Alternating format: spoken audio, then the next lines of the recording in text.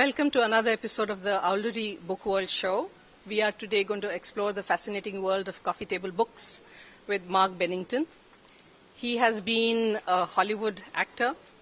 He has acted in Bollywood movies also, and then turned to photography. And he's published a coffee table book on photographs. What drove you to change from acting to photography? Total depression. Depression, working as an actor. Yeah. I mean, so I was an actor in New York and Los Angeles for 10 years. And even though I always worked, it's a lifestyle that is, it takes a toll after a while because it's a constant rejection. You're constantly auditioning, for work. And so after about 10 years, I was sort of going through this early midlife, funk and thinking, what else could I possibly do? And my grandfather had been an avid amateur photographer after he retired. So after he passed away, he left me all of his cameras and lenses. And so I was sort of, in this... Yeah, so as I turned 33, I was sort of in this funk, wondering what I should do next. And then I saw these cameras and lenses, and I thought, maybe I could do photography. And I didn't really know, I didn't know what I was doing, but I just picked up the camera and I started photographing my friends who were actors. And sure enough, that led, within a couple of months, I was actually making my living photographing actors in Los Angeles. So you taught yourself?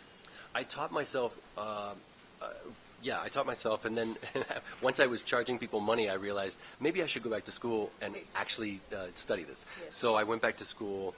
And then that led to, I was actually so busy, I didn't have enough time to really go back to school for the first 2 years of my shooting.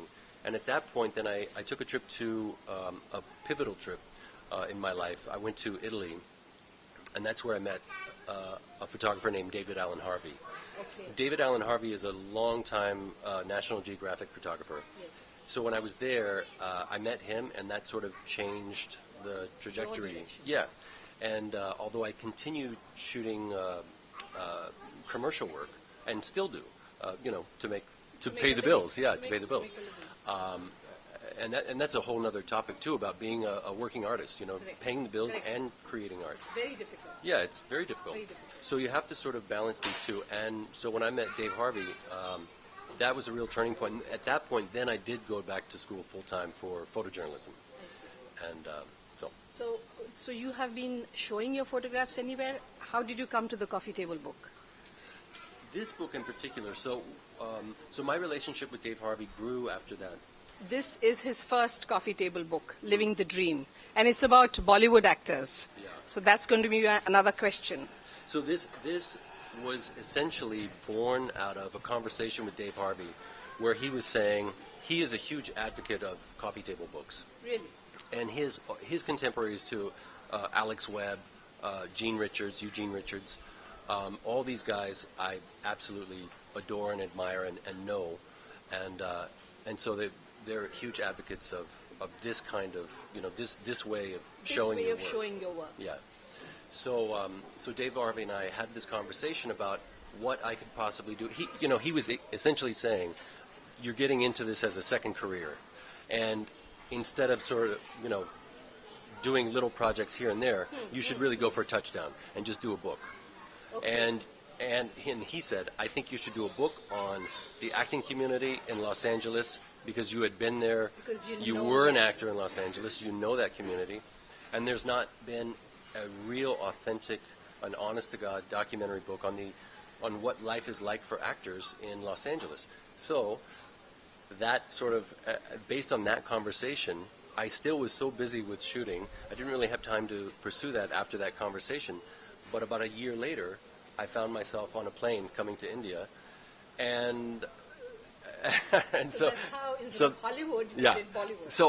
So what happened was, I had no real plan. First of all, I didn't know anyone here. Nobody. So why did you come here? Well, I would, that's a whole other story. I was partly, anyway, okay. That's another story. But I came to Bombay. The one thing that I knew was that people had told me, if you want to meet actors, you have to go to Bandra.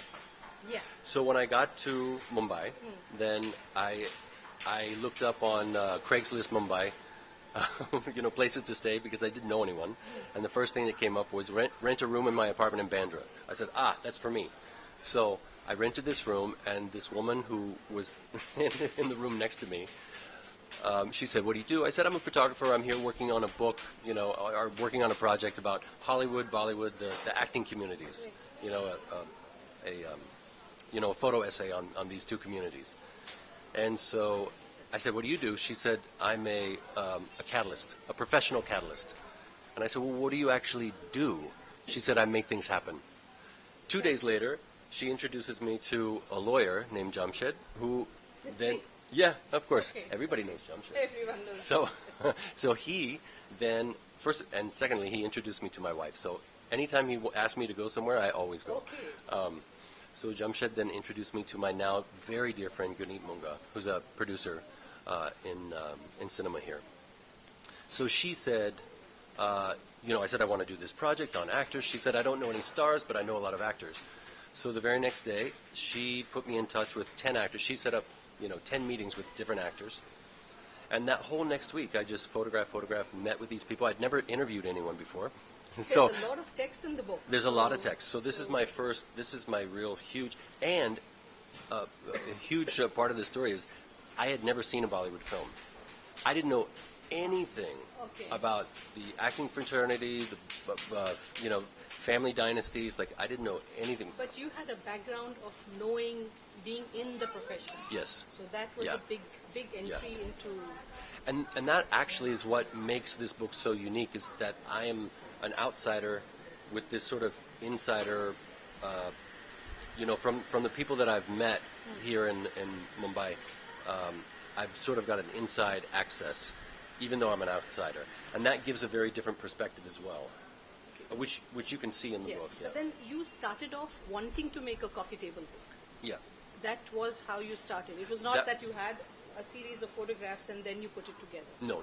The full intention was to make a book based on that conversation with David Allen Harvey, talking about you need to, really stake your claim as what you want to do, and the acting, going with the acting community is something that I knew, and that's what I could. So, but then you and the other photographers that have influenced you, they feel that the coffee table book is still very, very important to put across your images. Very, very much so, and it's a hard one too, because in this day and age where everyone is so focused on the dollar value of everything, and I mean, people ask me why would you do this? How much money are you going to make?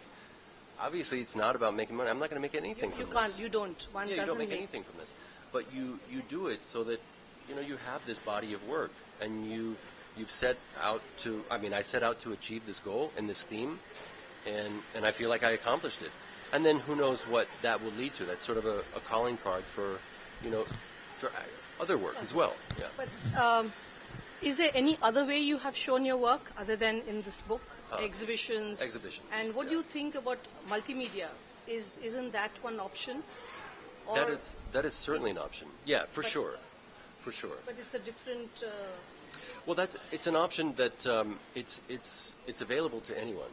Making a coffee table book is not available to everyone. Yes, it is not. So that's sort of, there is a differentiation there. Yes. Now, you can, and the other differentiation is that there are books that are published. This is HarperCollins, and then there are self-published. Yes. Which a lot of photographers are doing, a lot of authors are doing, for obvious reasons. And Blurb, Blurb is a great way to do that, or whatever. There are several options out there for that. But so that's what I was going to ask you, because when you make a coffee table book, you are, defining whom you're addressing, who your audience is. Did you feel the need to show your work to a larger audience? Because Bollywood actors are everyone's property in Mumbai, especially. People own those actors. So these images, they're crazy about Bollywood actors. So this book, did you think of getting that audience interested in these images? I think there's an interest in people who want to see. This book is it's normalizing the conversation about this community. It's humanizing it, and it's revealing it in a way. It's bringing a reality to the community. So I was actually criticized in some work when I first started working on this. There was something published in the Wall Street Journal here that this picture of Salman that I have, and somebody wrote in. There are multiple comments, and somebody wrote in saying, "How can you show him like a normal person? He's a god." Yes. So there's that. Now I would say 99% of the feedback about the book is that I'm showing people in ways. I mean, the overall comments I was getting was that this is like, wow, this is really what they look like. This is really what these people look like, and this is really the setting. Like this is actually what the vanity van looks like. This is really where they live. This is these are their homes. This is their real life. It's not. We're not sort of putting on an act. Right. Yeah. How long did it take you to reach that core? Because I'm sure as actors they're always acting. So Yeah, of course. Not only are they actors and they're acting, and that is true for some individuals more than others, just as human beings. That's sort of the key of being a good documentary photographer, a good photographer, being able to sort of get in, evaluate the situation in a few seconds, or 30 seconds, whatever time you have, set up your frame, get to know. I mean, the bottom line about this book and about what you're asking, how do you really photograph a person, or get their uniqueness, is it's difficult to define. but it has to do with genuine curiosity, and that's really what I had more than anything else going for me, is that I had a genuine curiosity about what these people's lives were like and what they look like. I think your plus point was that you were an outsider. That's the key. And Yeah. you've not seen their movies. That's right. And you were approaching them as Yeah. people. And in that way, that's also another point of like, when I met Dharmender, I have my equation with him, he reminded me of my grandfather's best friend. So that's how I related to him, and not as some giant movie star. Same with Salman. When I met him, he reminded me of my buddy in high school who suddenly got popular playing football. You know what I mean? Yes. So these people, I had a very personal equation with them just because they reminded me of people that I knew, not people that. Now, if I were to meet Tom Cruise and photograph him, I would have a different. Correct. Maybe Very not. true, Maybe very I would just tune into. If you have enough time with him, then Yeah. you would get to him. Yeah. Yes. Yeah. But in this scenario, then it actually made it easier for me to get personal with them in a way that Because you were maybe doing other it. photographers locally couldn't. Yes. They would find it difficult. Yeah. And was it difficult to put it together? Was it difficult to choose the images that you wanted to put in a book? You must have been having thousands, yes. Thousands and thousands. Of pictures. It was difficult. I mean, editing is always, when you editing and sort of laying out a book. I mean, and of course, this is my first book, and I actually did the entire layout myself. Oh, yes. Okay.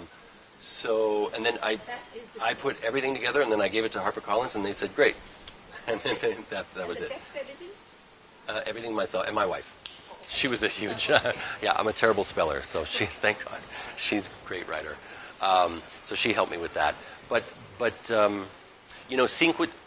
That's the other thing about the book too, and that's come up a lot in conversation. There's no table of contents. So there's no hierarchy in that sense of the book. Because when I was working on it, people were saying, well, are you going to have the stars with, the stars? And then you're going to have, like, the strugglers, and then you're going to have the theater people. And I said, no. It's sequencing in the way that the images go together. The only thing I knew that was going to be my starting point was Dave Anand. I knew that he was going to be the first, because he was the most senior at the time. So, and in fact, he was one of the last photographs taken of him. So I knew I was going to start with him, and then move from there in whatever direction the photographs were leading me. So it's difficult. It's a thing that's it's difficult, but once you find the image, you kind of know it. It's like meeting somebody that you're going to get involved with. It's hard to meet them, and then once you see them, you're like, this is it. Yes. Right? Yes. And you have no experience of coffee table books in the U.S. This is the first time. This is the first one. I did a book. A self-published book called The Foot Book, which is a small little book. Which is the theme is feet. So it's that's sort of the revolving theme. Yeah. But other than having something published, no. This is the first one. This is the first Yeah. We will take a short break now. Sure. I'm sure the audience would love to explore this book some more. I think the next session we'll go through some of the images and ask you questions about them. Yeah. Thank you. Thank you. And going through different places, like kind of teleporting through the maze. It was a fun read.